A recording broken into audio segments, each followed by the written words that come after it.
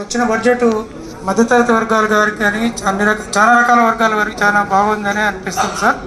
దాంతో ముఖ్యంగా నేను ఒక ఆయుర్వేదిక్ డాక్టర్గా ఆయుష్ డిపార్ట్మెంట్లో కేంద్ర ప్రభుత్వం వారు ఇప్పుడు ఆయుష్ డెవలప్మెంట్ కోసం చేస్తున్నటువంటి కృషిలో భాగంగా చాలా చేస్తున్నారు సార్.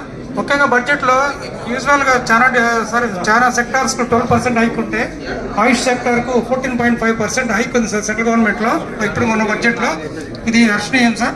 దాంతోపాటుగా ఎక్స్పోర్ట్స్ కూడా నరేంద్ర మోడీ గారు మన ఎన్డీఏ గవర్నమెంట్ వచ్చిన తర్వాత ఎక్స్పోర్ట్స్ హెర్బల్ ఎక్స్పోర్ట్స్ కానీ ఆయుర్వేదిక్ ఎక్స్పోర్ట్స్ కానీ 30,000 crores ఉండేది, ఇప్పుడు 56,000 crores పెరిగింది సార్ మన గవర్నమెంట్ చేసేటువంటి కృషి వల్ల.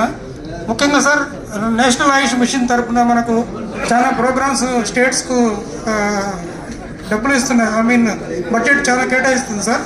అందులో మనకు కేటాయించిన దాంట్లో పాటుగా ముఖ్యంగా ఆయుర్వేదిక్ కానీ హోమియోపతి కానీ మిగతా సిస్టమ్స్ నేచురోపతి కానీ ఆరోగ్యశ్రీ కింద వీటిని తీసుకొస్తే సామాన్య ప్రజలకు అందుబాటులో ఉంటుంది సార్.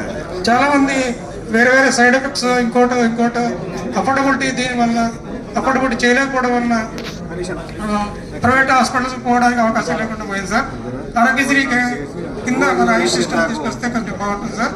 దాంతోపాటు మొత్తం ఆంధ్రప్రదేశ్ స్టేట్లో ఒకే ఒక గవర్నమెంట్ ఆయుర్వేదిక్ హాస్పిటల్ విజయవాడలో మాత్రమే ఉంది సార్. ప్రతి జిల్లాలో ఆయుష్ అంటే కనీసం ఆయుర్వేదిక్ హోమియో నేచురోపతి ఇలాంటి సిస్టమ్స్ ఒక ఇంటిగ్రేటెడ్ హాస్పిటల్ జిల్లా కేంద్రంలో ఏర్పాటు చేస్తే ప్రజలకు చాలా ఉపయోగం అనుకుంటున్నాను సార్. Thank you sir.